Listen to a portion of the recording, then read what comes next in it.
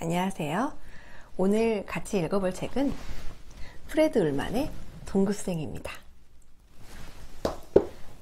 독일 나치즘 시대를 배경으로 하는 소설 가운데 손꼽힐 만큼 유명한 책이라는데 사실 전 최근에야 이 책을 접했습니다. 세계에서 가장 잔혹한 사건이라 불리는 홀로코스트에 대해서는 독일인뿐 아니라 세계 많은 나라 사람들이 알고 있는데요. 사실 우리나라 역시 일본으로부터 그 못지않은 만행을 겪은 터라 한국인으로서 우리나라의 불행보다는 크게 와닿지는 않습니다. 더욱이 홀로코스트에 대한 이야기는 문학, 미술, 공연, 영화 등 다양한 방면으로 조명되고 상기되고 있어 잊을래야 잊을 수 없을 정도로 지금까지 전 세계적으로 회자되고 있죠. 반면 일본으로부터 당한 우리의 수모는 그저 우리들만의 불행인 듯 다른 나라에서는 관심조차 없습니다. 이러한 상대적 박탈감 때문인지 저는 홀로코스트에 대해 깊이 있게 관심을 가져보진 않았습니다. 이 소설 역시 이러한 저의 부족한 관심이 기본으로 깔려있는 상황에서 그들의 이야기가 얼마나 와닿겠나 하는 미적지근한 마음으로 읽기 시작했습니다. 하지만 1시간 남짓 만에 숨도 안 쉬고 읽었고 마지막 문장의 반전은 너무나 깊은 여운을 남겼습니다. 작가 프레드 울만 역시 유대계 독일인으로 히틀러가 집권한 후 독일을 떠나 프랑스, 스페인을 거쳐 영국에 정착한 화가이자 작가이자 변호사입니다.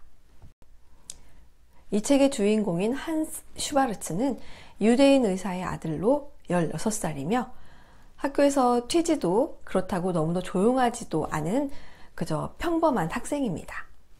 다만 단짝은 없지요. 그런 그에게 단짝을 삼고 싶은 진정한 우정을 나누고 싶은 친구가 전학 옵니다. 그의 이름은 그라프 폰 호헨펠스 콘라딘. 독일 이름에 폰이 들어가면 귀족이며 거기에 그라프가 들어가면 백작을 의미한다고 합니다.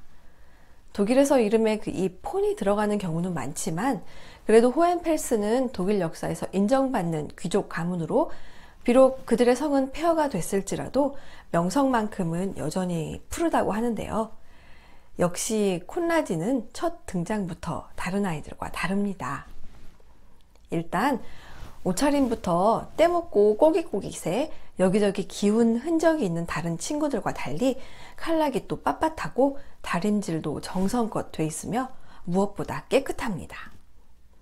모든 친구들의 호기심 어린 눈빛을 받게 되는 콘라딘. 한스 역시 그에게 강한 매력을 갖게 되고 그를 단짝으로 맡기 위한 작전을 세웁니다. 그의 눈에 띄기 위한 노력을 기울인 건데요. 마침내 이 작전이 성공하여 둘은 진짜 친구가 됩니다. 함께 관심사를 나누고 이야기하며 서로 시를 읊기도 하고 여행을 하며 그 지역의 문화와 풍경 그리고 역사 이야기까지 그들의 대화는 끊이지 않고 이어지며 무엇보다 건강합니다.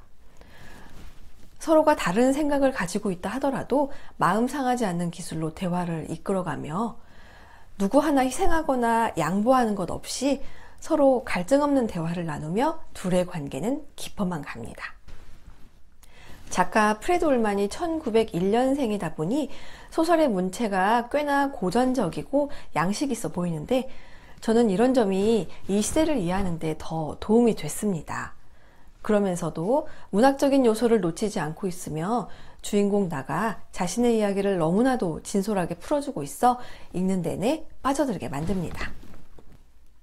이 둘의 관계는 유대인을 꺼려하는 콘라딘의 부모로 인해 위기를 맞다가 히틀러가 세력을 강화하며 유대인에 대한 박해가 심해지기 시작하자 한스가 미국으로 떠나게 되며 끝이 납니다.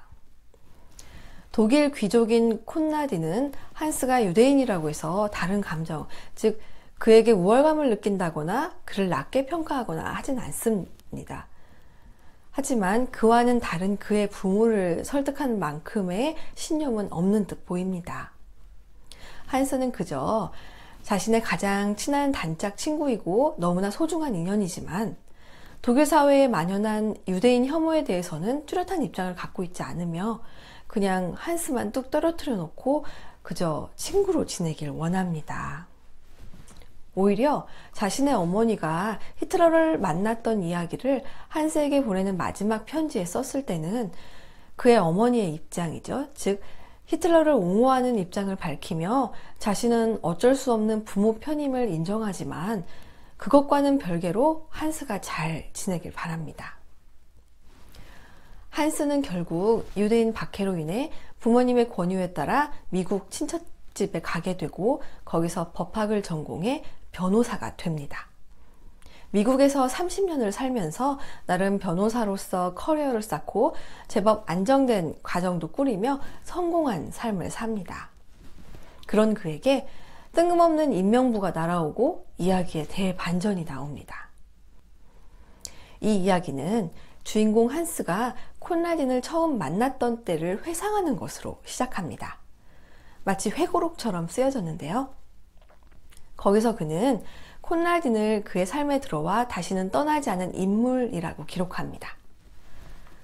독일이 저지른 인종차별주의적 만행에 대해 책에서는 구체적으로 언급하지는 않지만 간접적으로 사건이나 상황 설명을 통해 충분히 시대의 잔혹성을 보여주고 있으며 아무 죄도 없는 순수한 소년이 더 이상의 우정을 나누지 못하고 헤어지는 이야기는 노골적인 아픔의 묘사보다는 더 가슴 저리게 다가옵니다. 이 책이 처음 출판됐을 때는 이렇게까지 인기가 있지 않았답니다. 그러다 유명한 작가이자 저널리스트인 아서 캐스틀러가 감명 깊게 읽고 서문을 쓰면서 유명해졌고 이후 역시 유명 작가 장 도르메송이 1997년에 다시 한번 이 책의 서문을 쓰면서 지금까지 그 명성이 이어져 오고 있습니다. 사실 어떤 물건을 누가 썼냐에 따라 그 물건의 가치가 달라지는 경우가 왕왕 있는데요. 이걸 상술에 이용하는 경우도 있지만 보석 같은 작품을 발굴할 수 있다는 면에서 긍정적인 것도 있는 것 같습니다. 장편이기보다는 중편에 해당하는 분량이라 금방 읽을 수 있으니 감동에 목마르신 분들이라면 찾아서 읽어보시길 바랄게요. 너무 차분하게 쓰여서 오히려 비극이 생생하게 보여지는 소설 동급생이었습니다.